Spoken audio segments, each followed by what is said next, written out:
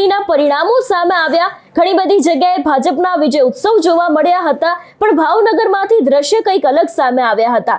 ભાવનગર મહુવાના પૂર્વ તાલુકા પંચાયતના જે પ્રમુખ છે, એમને ભાજપમાંથી ટિકિટ ન મળતા અપક્ષમાંથી ઉમેદવારી કરી અને હવે તેમના ઉપર હુમલો થયો છે એક વિજય ઉત્સવ દરમિયાન। સમગ્ર મામલો શું છે તેની વાત આ વિડીયોમાં। નમસ્કાર, હું હંસિની અને તમે જોઈ રહ્યા છો નિર્ભય ન્યૂઝ। ભાવનગરની અંદર પરિણામો સામે આવ્યા। ભારતીય જનતા પાર્ટી બહુમતીથી જીતી પણ હતી ભાવનગરની અંદર, પણ ક્યાંક ઘણા એવા દ્રશ્યો સામે આવે છે કે જે ભાવનગરની કાયદો અને વ્યવસ્થા ઉપર સવાલ ઉભા કરે છે। આ વિષયને લઈને વાત કરવામાં આવે તો ભાવનગર જિલ્લાના મહુવા પૂર્વ તાલુકા પંચાયતના પ્રમુખ દુલા ભાલિયા પર હુમલો થયો। આ ઘટના રાત્રિના સમયે વિજય ઉત્સવ દરમિયાન બની હતી। દુલાભાઈ ભાલિયાએ ભાજપમાંથી ટિકિટ ન મળતા અપક્ષમાંથી ઉમેદવારી નોંધાવી હતી।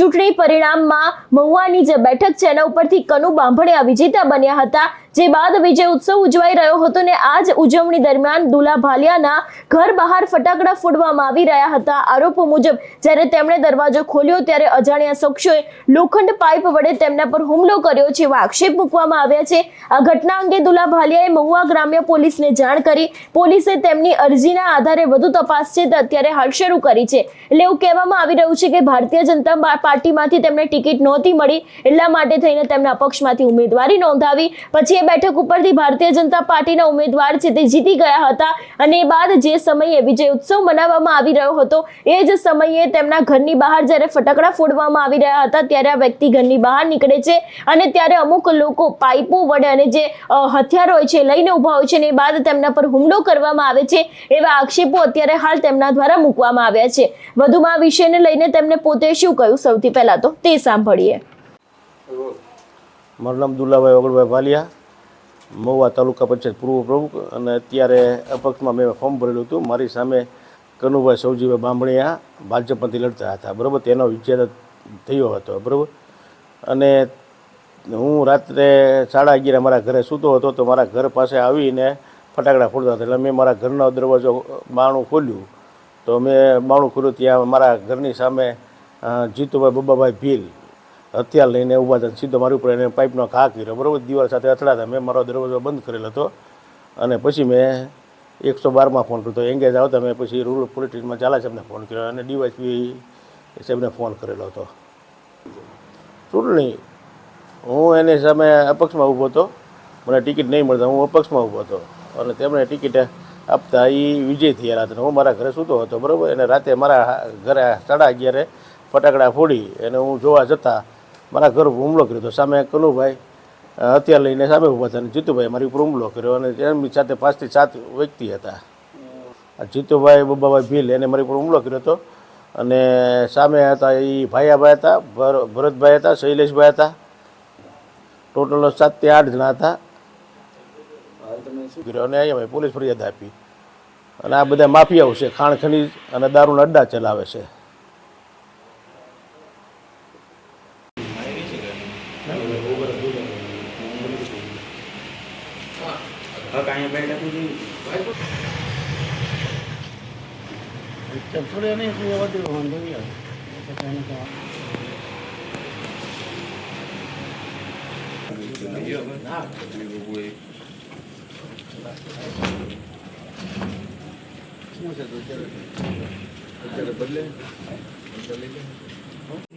એ તો લઈ દો।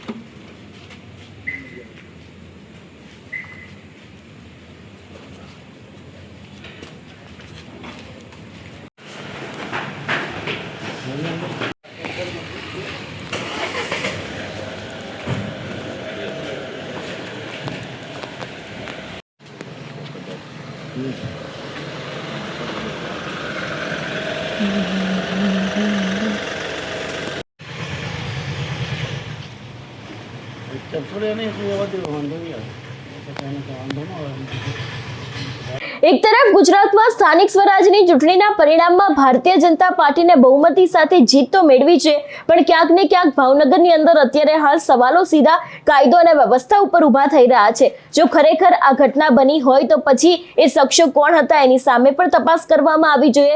કારણ કે એક તરફ જ્યારે વિજય ઉત્સવ મનાવવામાં આવી રહ્યો હતો, ભારતીય જનતા પાર્ટીના જે ઉમેદવાર જીતી ગયા હતા, ત્યારે કયા શખ્સોએ તેમના પર હુમલો કર્યો છે તે પણ એક મહત્વનો સવાલ છે. આની પહેલા પણ ભાવનગરમાંથી ઘણા બધા એવા કિસ્સાઓ સામે આવ્યા છે કે જે ભાવનગરની કાયદો અને વ્યવસ્થા ઉપર સવાલ ઊભા કરતા હોય, ત્યારે વધુ એક આવો જ કિસ્સો સામે આવ્યો છે કે જેની અંદર ભાવનગર જિલ્લા મહુવા પૂર્વ તાલુકા પંચાયતના પ્રમુખ છે અબ્દુલ્લા ભાલિયા, તેમના પર હુમલો થયો છે અને આ ઘટના રાત્રિના સમયે વિજયોત્સવ દરમિયાન બની હતી એવી પણ માહિતી છે. એમને ભાજપમાંથી ટિકિટ ન મળતા અપક્ષમાંથી ઉમેદવારી કરી હતી ને ચૂંટણી પરિણામમાં મહુવાની જે બેઠક છે તેના પરથી કનુ બાંભણિયા વિજેતા બન્યા. જે બાદ આ ઉત્સવ ઉજવાઈ રહ્યો હતો અને ઉજવણી દરમિયાન જ અબ્દુલ્લા ભાલિયાના ઘર બહાર ફટાકડા ફોડવામાં આવી રહ્યા હતા અને આરોપ મુજબ જ્યારે તેમણે દરવાજો ખોલ્યો ત્યારે અજાણ્યા શખ્સોએ લોખંડના પાઇપ વડે તેમના પર હુમલો કર્યો છે અને અત્યારે હાલ આ સમગ્ર મામલે મહુવા પોલીસને જાણ કરવામાં આવી છે અને પોલીસે તેમની અરજીના આધારે વધારે તપાસ શરૂ કરી છે એવી પણ વિગતો સામે આવી રહી છે. જોવાનું રહેશે કે હવે આ ભાવનગરની આખી જે ઘટના સામે આવી છે એની અંદર કયા ખુલાસા થાય છે. તમારું શું માનવું છે આ વિષયને લઈને અમને કમેન્ટ કરીને ચોક્કસથી જણાવજો. તેની સાથે અમારી ચેનલ નિર્ભય ન્યૂઝને લાઇક, શેર અને સબસ્ક્રાઇબ કરવાનું ભૂલશો નહીં. નમસ્કાર.